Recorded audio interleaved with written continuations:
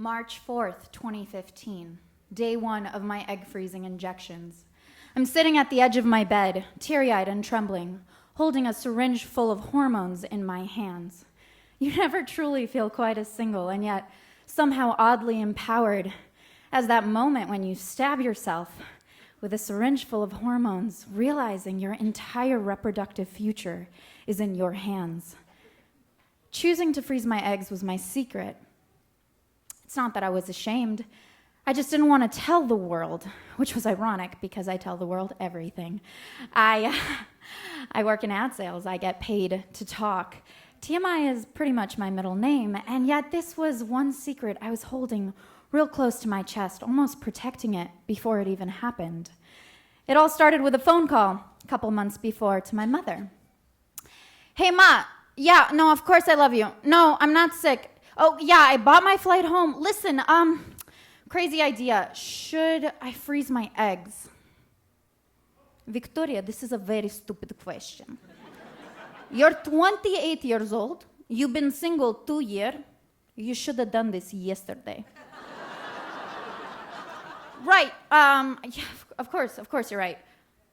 No, honey, when will you learn? Mamichka's always right. At 4'11", my former Ukrainian gymnast of a mother was a spitfire, and nothing stood in the way of her and her future grandbabies.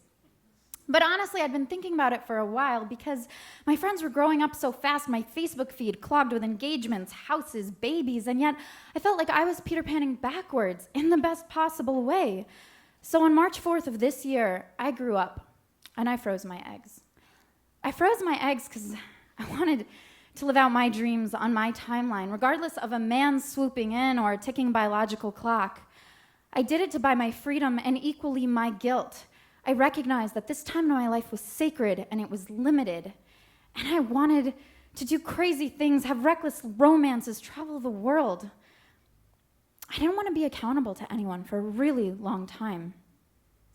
Fast forward to March, a blur of blood tests, ultrasounds, injections, 7 a.m., half naked in stirrups, talking to Dr. McDreamy about the weather as he casually yields a small phallic camera inside of me. Who needs coffee?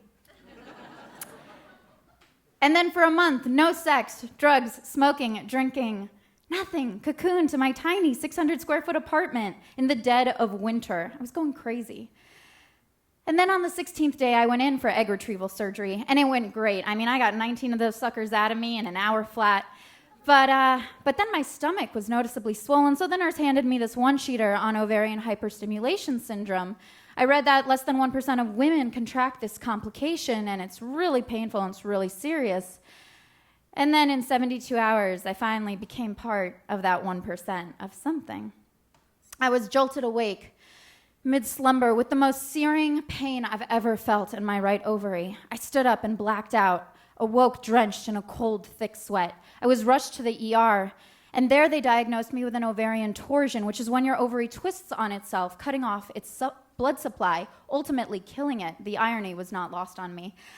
And the doctors were concerned that I had 2.5 liters of fluid building up in my belly and lungs. I seriously looked 8 months pregnant. It was a disaster. And dread washed over me at the sight of this needle he pulled out, the length and width of a shish kebab, slowly approaching me, like there's no way in hell that's going inside me. You're going through my belly button, right, Doc? And the nurses informed me, no, this was going inside of me, intervaginally. I begged for drugs and shrieked as that needle pierced through my grapefruit-sized ovaries, hitting organ by organ over and over again. 20 minutes felt like 20 hours. It was the single most painful, excruciating thing that I'd ever been through. But I woke up the next morning, and I didn't feel regret, and I didn't feel sorry for myself. I felt joy. So much so that I did something I hadn't planned on. I shared. I got on Facebook, and I posted the whole damn thing. The pain, the gore, the giant needle, and ultimately the joy of relief of knowing that I had found this puzzle piece in my life all on my own. Something crazy happened. In the coming weeks, I felt sexier and stronger. I went on dates with reckless abandon, and before that poor boy got his first beer down, the words intervaginal shish kebab needle came spewing out of my mouth. I went to the beach, and I didn't wear a cover-up because I figured anyone can have abs, but I had grown the makings of a whole European soccer team in my belly in just 2 weeks. And so, a month later, Vice News reached out to me asking me to write an article, the first ever. And it went live on Mother's Day. Well played, Vice. Viral within 24 hours. And because I became this poster child of all the freakish things that could go wrong with egg freezing, this wild media circus ensued. Good Day LA and Fox interviews, a podcast, and holy shit, I'm going to be in next week's edition of Time magazine. And throughout all of this, women from all over the world wrote me, asking me questions that I now could answer, things nobody could do for me. And so as the trauma subsided, I was replaced with this superhuman feeling, the power to impact. How one tiny story could inform a person's life choices. I got this email the other day from a woman. Vicki, I don't know you. I feel like I do. Like you're a younger me, only I waited till my late 30s to freeze my eggs, and now it's too late. I think your story is going to be a game changer for the next generation of women. Good luck with your babies. God bless you.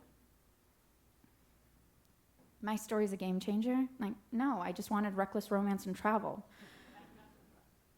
I had no idea it would ripple out like this. And to think, I just wanted to keep a secret for the first time.